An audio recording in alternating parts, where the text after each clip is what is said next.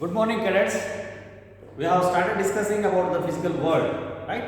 In the previous video, we have discussed what is science, what is scientific method, what are all the steps involved in scientific method, right?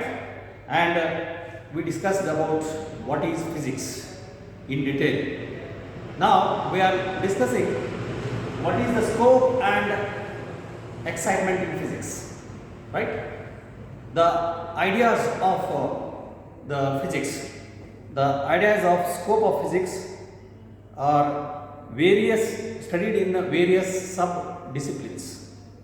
Like basically there are two domains of interest: macroscopic physics and microscopic physics. We call them as domains. Basically there are two domains of interest of learning physics.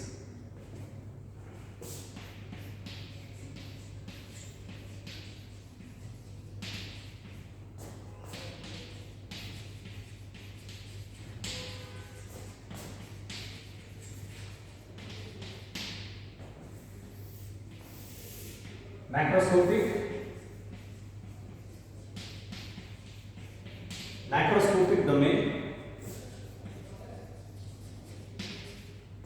and microscopic domain.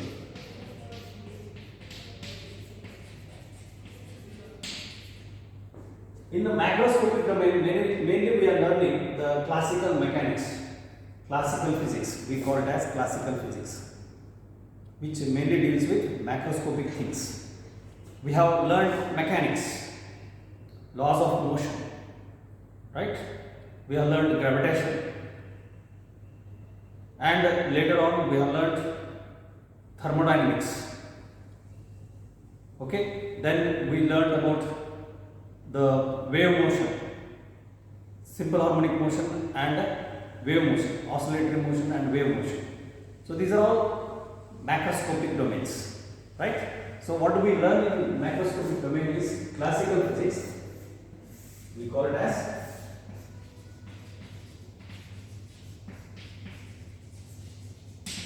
classical physics, mainly dealing with mechanics, thermodynamics,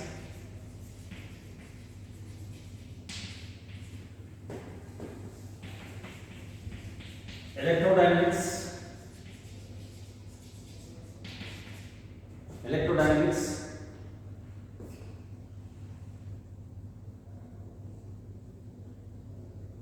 optics.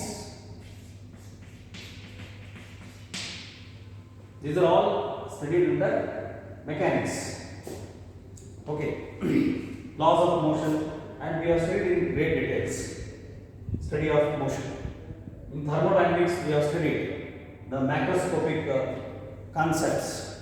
Basically, it is dealing with the heat engines, the performance of refrigerator and efficiency of heat engine, how it can be improved, what are all the basic features of heat engines.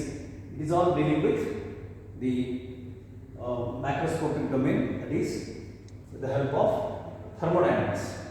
In the next year, class 12, you are dealing with electricity and magnetism, and then interconnection between electricity and magnetism. How electricity and magnetism are interdependent. In the class 10, we have studied Oersted's experiment, right? And magnetic effect of electric current. Then electromagnetic induction, AC generator. All these things you have learned, and same thing we are continuing in class 12. So it is related to electricity and magnetism, and magnetic effect of electric current, electromagnetic induction. That is what we study in electrodynamics, which will be covered in class 12. And optics. Optics mainly deals with study of light and related phenomena of light. So we study basically the instruments like microscope, telescopes, right? And phenomena related to light, all the natural phenomena we learn in detail. Ray optics as well as wave optics. Wave nature of light will be elaborated in the topic, that is optics. So these two branches, mechanics and thermodynamics, we have learned in class 11th. Electrodynamics and optics will be dealt in class 12th. So these are all basically dealing with macroscopic domain. Then when we go into the details of matter, constituents of matter, we know the constituents of matter are molecules. When we study the molecules, then each molecule is composed of atoms in a definite proportion. Then we study the interatomic interactions, intermolecular interactions, right? And we study in detail about the orbital motion of electrons around the nucleus. And again, if you go into the details of nucleus, the nucleus is consisting of protons, neutrons, and neutrons are the constituents of a nucleus, and electrons revolve around the nucleus. This is how we study the atomic structure. So the classical physics, which is mainly dealing with the mechanics, which is explained by Newton's laws of motion. So Newton's laws of motion are applicable in this classical physics, but Newton's laws of motion are not applicable as far as microscopic domain is concerned. So in the microscopic domain, we study at molecular and atomic levels.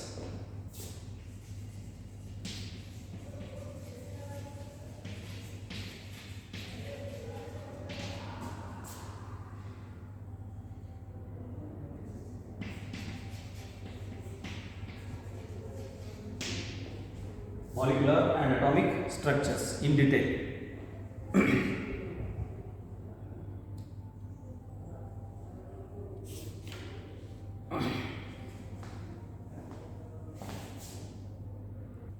Microscopic domain deals with very minute scales, the constitution and structure of matter at the very minute scales of atoms and nuclei, and their interaction with electrons, photons, and other elementary particles. So here the classical physics and the approach of classical physics will not be applicable, and it will be inadequate to explain this interaction at the minute scales of atomic and molecular or atomic and nuclear level. So it requires knowledge of quantum theory. Now the quantum theory is currently accepted as the proper framework for explaining microscopic phenomena. Quantum theory explains this microscopic domain in a very adequate manner. Quantum theory helps to explain the microscopic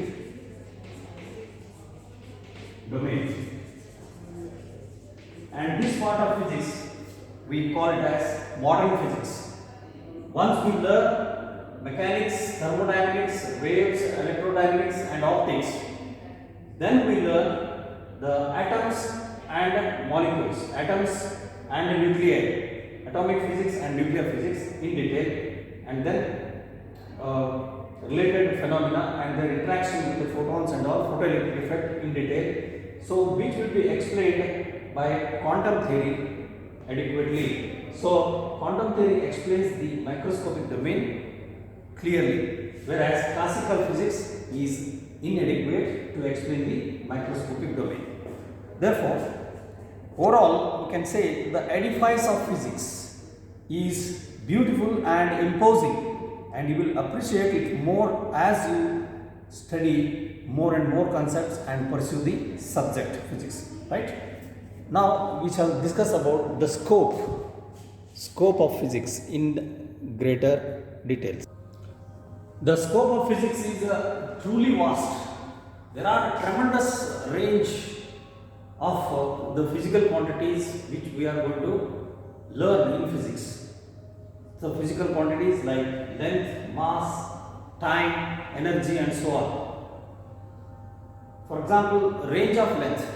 In physics, we learn the ranges of lengths of very minute scale of the order of size of a nucleus, size of an electron, size of a proton to the size of the entire universe. Okay, that's how we learn size of an electron or proton or nucleus. Proton and neutrons together are found in a nucleus. To about size of the observable universe. Size of observable universe. So if you just take it 10 to the power of minus 15 meter, 10 to the power of minus 15 meter is called 1 Fermi.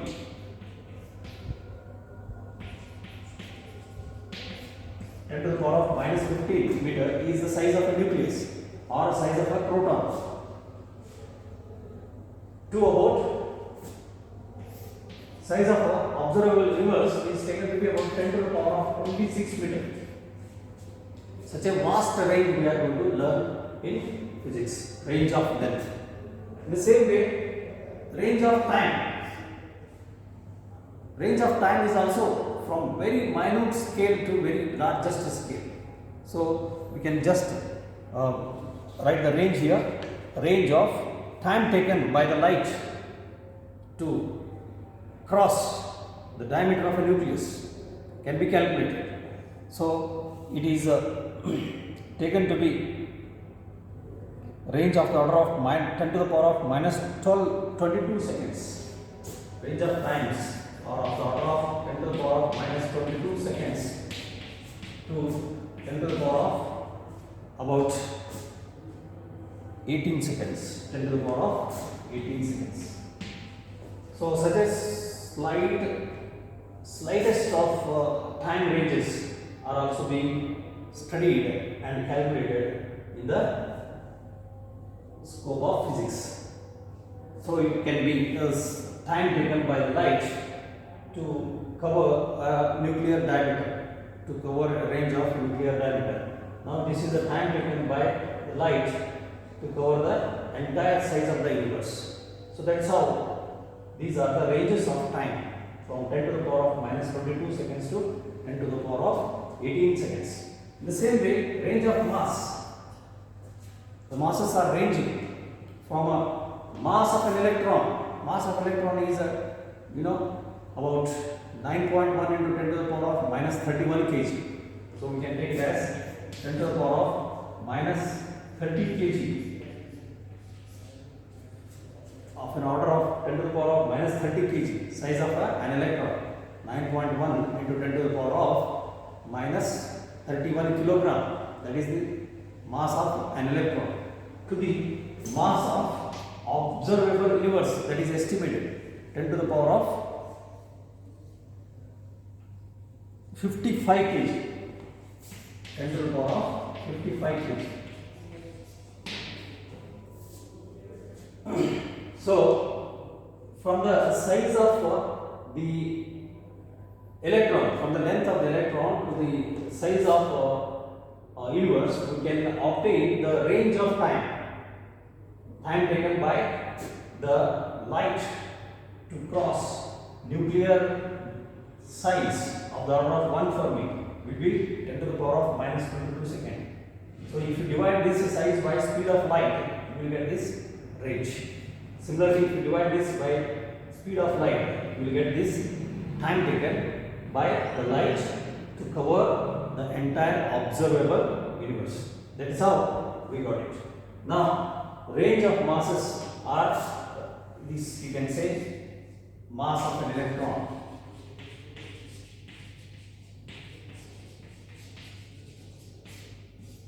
It is of the order, it is not exact value. Exact value is 9.1 into 10 to the power of minus 31 kilogram.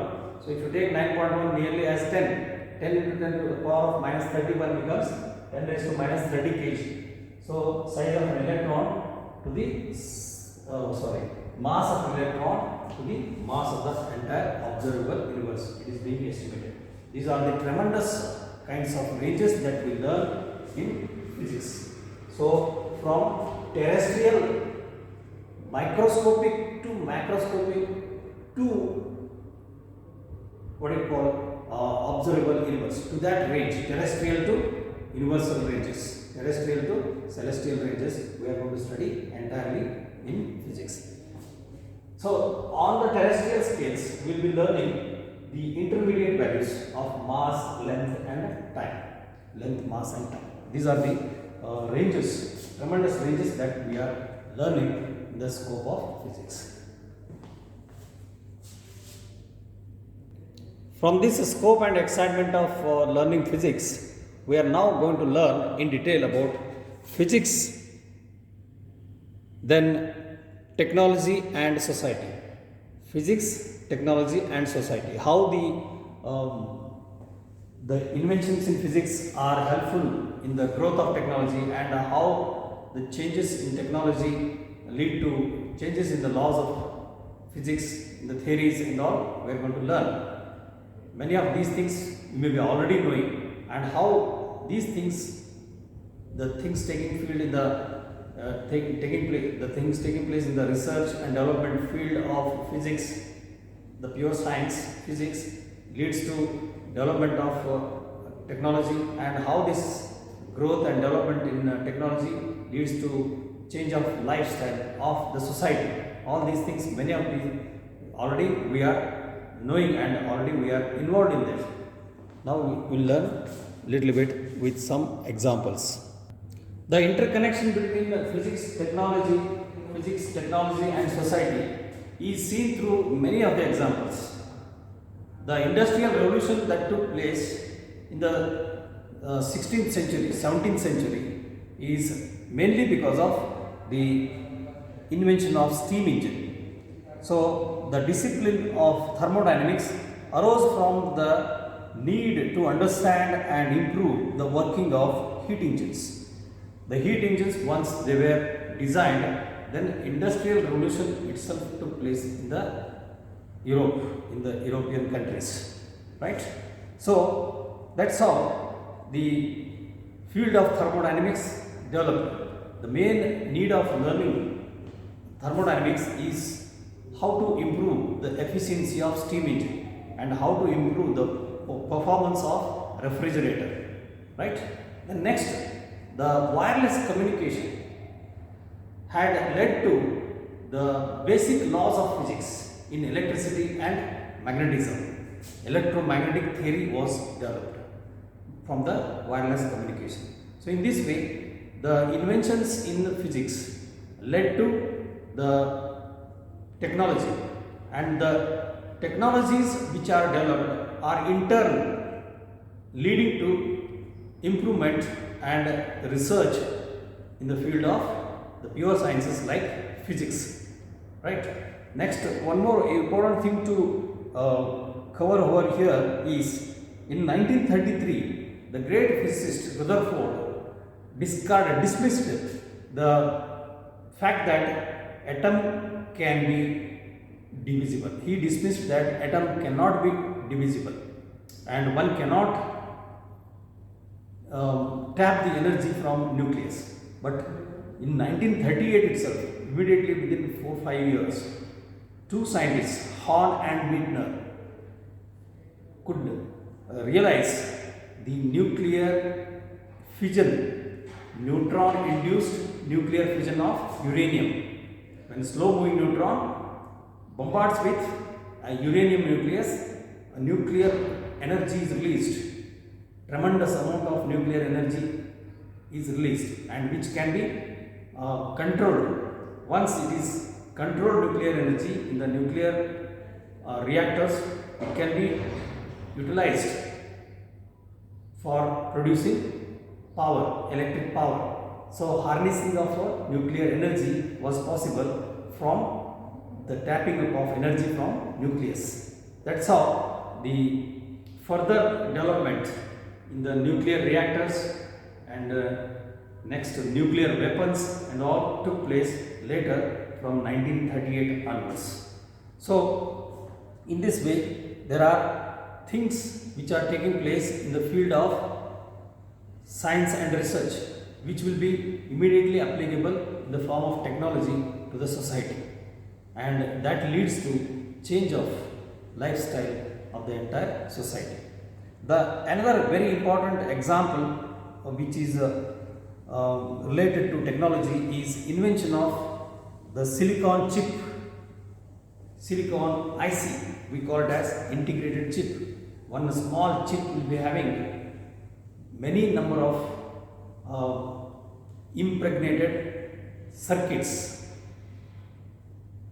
Already the circuits are impregnated in that small chip, and it will be helpful in performing number of functions.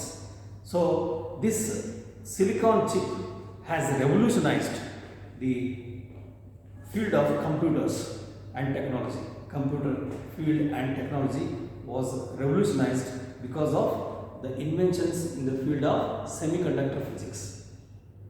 Inventions in the field of semiconductor physics. Right? Now, a most significant area to which physics has and will contribute to the development of alternative sources of energy. That is the very important thing that is taking place at the present scenario. We know that the fossil fuels which are existing are winding very fast. They are getting exhausted very soon. So there is a need of alternative sources of energy. As a result, we have started using solar energy, right, in order to replace these energy from fossil fuels, solar energy. And nowadays there is a very immediate need of inventing the batteries which will be helpful for running these automobiles. Nowadays you must have observed, or you must have gone through the inventions in new vehicles. They are called as e-vehicles, electric vehicles. The electric vehicles are going to revolutionize the entire world very soon, within 5 or 10 years, because the fossil fuels which are existing are going to be exhausted, going to be consumed very soon. So there is a urgent, very immediate need of alternative source of energy. So there is a high demand for electric vehicles. So there is a research and development work taking place in the field of development of these batteries, alternative sources of energy, which can be recharged and can be used, right? So in this way, physics, technology and society are interconnected. Now we conclude that physics is the study of nature and natural phenomena, and physicists try to discover the rules that are operating in the nature on the basis of observations, experimentations and analysis. Physics deals with certain basic rules and laws governing the natural world. Okay.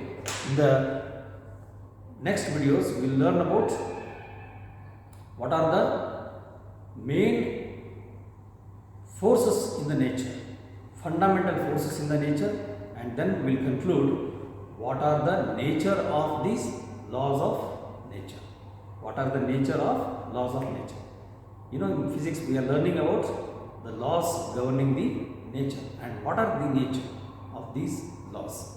Before that, we learn 4 fundamental forces in the nature. 4 fundamental forces in the nature are basically gravitational force, strong nuclear force, electromagnetic force and weak force. There are only 4 forces in the nature. Alright, that we will discuss in the next video. Thank you. Have a nice day.